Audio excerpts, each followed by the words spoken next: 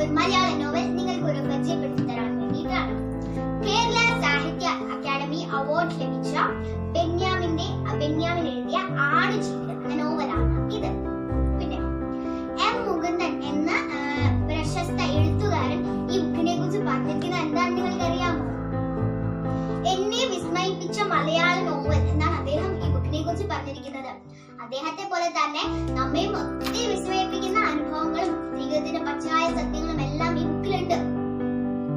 മരുഭൂമിയുടെ സൗന്ദര്യവും അതുപോലെ തന്നെ മരുഭൂമിയുടെ ദുഃഖവും മരുഭൂമിയിലെ ജീവിതത്തിന്റെ പച്ചയായ സത്യങ്ങളും എല്ലാം തന്നെ നമുക്ക് ഈ ബുക്കിലൂടെ അറിയാൻ പറ്റുന്നുണ്ട്.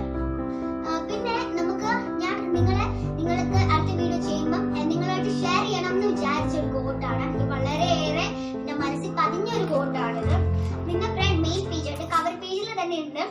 നാം അനുഭവിക്കാത്ത ജീവിതങ്ങളെല്ലാം നമുക്ക് വെറും കെട്ടുകഥകൾ മാത്രമാണ്. നല്ലൊരു ചിന്തയാണല്ലേ? എനിക്ക് വളരെ ഇഷ്ടപ്പെട്ട ഒരു ചിന്തയാണിത്.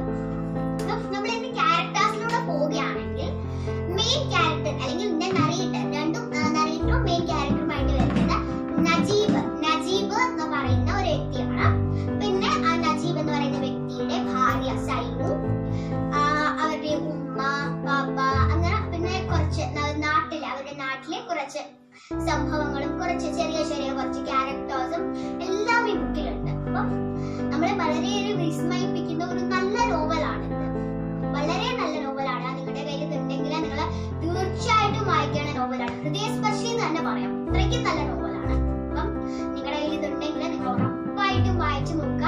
തീർച്ചയായിട്ടും നിങ്ങൾക്ക് ഇഷ്ടപ്പെടും. അപ്പം വേറെ നോവലുമായിട്ട്